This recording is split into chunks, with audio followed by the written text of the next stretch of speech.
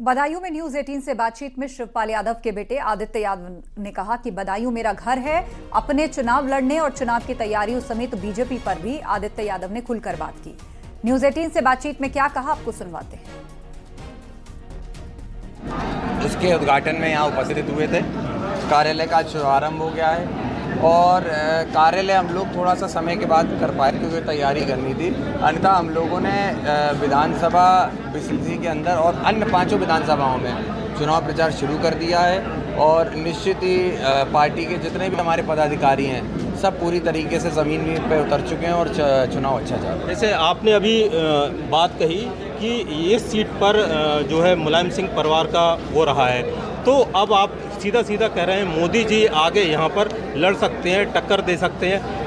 इस बात को कैसे देखते हैं? देखिए, हमने ये बात कही कि आज के समावेश में कोई भी सीट हो जहाँ पे चुनाव होता है वहाँ का बीजेपी का जो प्रत्याशी होता है वो प्रत्याशी अपने विकास के नाम पे वोट नहीं मांगता है, वो प्रधानमंत्री जी के नाम पे वोट मांगेगा और उनके नाम पे वोट मांगता है। तो मेरा ये कहना था अगर उन्हीं के नाम पे वोट यहाँ बदायूं की जनता को देना है तो क्यों नहीं वही आके यहाँ पे चुनाव लड़ते हैं। तो इसीलिए मैंने ये बात कही क्योंकि अभी हम लोगों ने पीछे भी देखा जब प्रत्याशी जो है पर अपना टिकट डिक्लेयर होने और बरेली से आए तो वो सिर्फ उसी सब बातों पे वही गुणगान चल रहा था। तो लगातार योगी ने निशाना साधा था समाजवादी पार्टी पे, किस तरीके से देखते हैं? देखिए, ये राजनीति है और इसके अंदर मैं समझता हूँ उनकी पार्टी विचारधारा अलग है, हमारी अलग है। तो एक दूसरे पे कटाक्ष करना, एक दूसरे पे आरोप लगाना ये राजनीतिक दलों का हिस्सा होता है और मुझे लगता है ये तो एक आम भाषण था उनका जो उन्होंने कल दिया। कल एक प्रस्ताव पास किया गया है कि आदित्य यादव को बदायूं से चुनाव लड़ाया जाए, तो आदित्य यादव तैयार हैं इस बात को लेकर? देखिए, मैं फिर साफ कर दूं, ये निश्चित ही कल से ये बात चल रही है। आपके चैनल के माध्यम से भी मैंने इस चीज़ को न्यूज़ 18 के माध्यम से मैंने देखा कि प्रस्ताव पास हुआ है। प्रस्ताव कोई लिखित में पास नहीं हुआ है। कल हम लोगों का गुन्नौर में भी कार्यक्रम था, कार्यकर्ता सम्मेलन था और उसके अंदर हम लोगों ने जो जनता थी उसने इस बात को उठाया अपने नेता के सामने। तो नेता ने ये कहा कि हम निश्चित ही इस बात को, इस संदेश को आपके राष्ट्रीय अध्यक्ष और राष्ट्र की जो कमेटी है समाजवादी पार्टी की, हम उस तक इसका संदेश को आपके पहुंचाएंगे और फिर उसके बाद निर्णय। तो आज भी जहां हम मीटिंग कर रहे हैं और वोट की अपील कर रहे हैं तो हम आदरणीय शिवपाल सिंह यादव जी के लिए ही वोट की अपील कर रहे हैं। अगर प्रस्ताव पास हो जाता है तो आप तैयार हैं इसके लिए? अब देखिए, तैयारी की तो कोई बात ही नहीं है, लेकिन ये निर्णय राष्ट्रीय अध्यक्ष जी को उनको लेना होगा। अगर पार्टी आदेश करेगी तो क्यों नहीं, हम चुनाव बिल्कुल लड़ेंगे अगर पार्टी आदेश। आज शिवपाल जी पहुंच गए हैं, क्या कुछ बातचीत हो पाई है आपके टिकट को लेकर? नहीं, अभी तो वो मेरे ख्याल है इटावा ही हैं और मेरी जब आखिरी बात हुई थी तो वो इटावा में थे, कुछ कार्यक्रम से गए हुए हैं। जो कि आपको पता होगा आदरणीय डिम्पल यादव जी भी मैनपुरी से लड़ रही हैं। जसवंत नगर पे विधायक हैं आदरणीय शिवपाल सिंह यादव जी और मैनपुरी की पिछले उपचुनाव में भी उनको पूरी जिम्मेदारी थी और इस बार भी जिम्मेदारी है।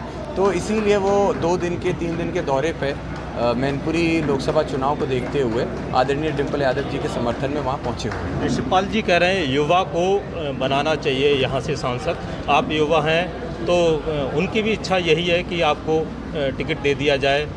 देखिए, मैं ये मानता हूँ कि वो हमारे नेता हैं, सम्मानित नेता हैं और मेरे पिता भी हैं। तो अगर एक पिता अपने पुत्र के लिए कहता है तो मैं समझता हूँ ये उनका स्नेह, प्यार, आशीर्वाद है। बाकी निर्णय पार्टी का होना चाहिए, पार्टी निर्णय लेगी, जो आदेश करेगी पार्टी उस हिसाब से चलेंगे। हम बहुत खुश हैं कि हम बदायूं लोकसभा के अंदर खड़े हैं जो हमारा घर है और वहाँ पे जनता हमें प्यार स्नेह दे रही है। चुनाव मैंने जैसा कहा, चाहे आदरणीय शिवपाल सिंह यादव जी लड़े, आदरणीय धर्मेंद्र यादव जी लड़े होते या आदित्य यादव लड़े होते, इससे कोई फ़र्क नहीं पड़ता। कोई भी लड़ता अपने घर में जब कोई रहता है, जैसे हम जिस छत के नीचे खड़े हैं, अब इसका बाहर किसका नाम लिखा है इससे फ़र्क नहीं पड़ता, घर तो घर होता है।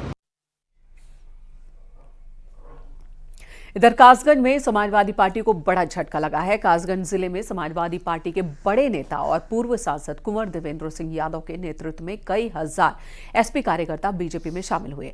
पूर्व सांसद कुंवर देवेंद्र सिंह यादव ने विशाल कार्यकर्ता सम्मेलन का आयोजन किया, जिसमें 5000 से ज्यादा कार्यकर्ता, प्रधान, जिला पंचायत सदस्य, क्षेत्र पंचायत सदस्य और ब्लॉक प्रमुख शामिल हुए। कार्यक्रम में बीजेपी सांसद राजवीर सिंह उर्फ राजू भैया समेत एटा और कासगंज के सभी विधायक मौजूद थे। और वोटर नहीं है, बल्कि ये सब लोग अपने आप में लीडर हैं, चाहे कोई प्रधान है, चाहे कोई बीडीसी है और चाहे कोई प्रतिष्ठित व्यक्ति हैं समाजवादी पार्टी के। ये जितने लोग आए हैं सब अपने अपने गांव पर प्रभाव रखने वाले लोग हैं और राजनीतिक किस दिशा में जानी चाहिए उसको उंगली पर चलाने वाले लोग हैं। आप देख रहे हैं और मैं समझता हूँ लगभग 8 से 10 हज़ार लोग आज ज्वाइन किए हैं।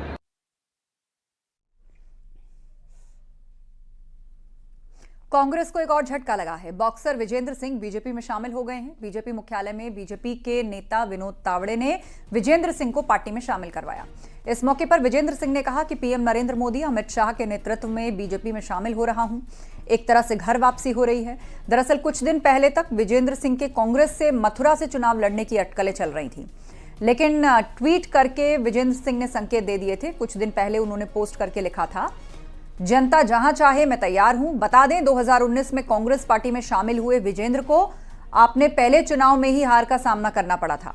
विजेंद्र सिंह को दक्षिणी दिल्ली में हार का सामना करना पड़ा था। इसके बाद भी वो पार्टी से जुड़े रहे, लेकिन दिसंबर 2023 में उन्होंने सोशल मीडिया पर राजनीति से संन्यास की बात कही, लेकिन अब बीजेपी में शामिल हो गए, जो कि कांग्रेस के लिए एक झटका माना जा रहा है।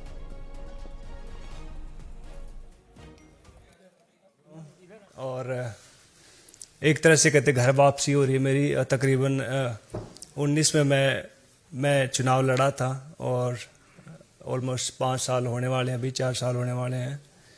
तो अभी कहते कि इंग्लिश में कहावत है गुड टू बी बैक, तो काफ़ी अच्छा लग रहा है। और जिस तरह से मान सम्मान खिलाड़ियों का देश विदेश में बढ़ा है वो काबिल तारीफ है।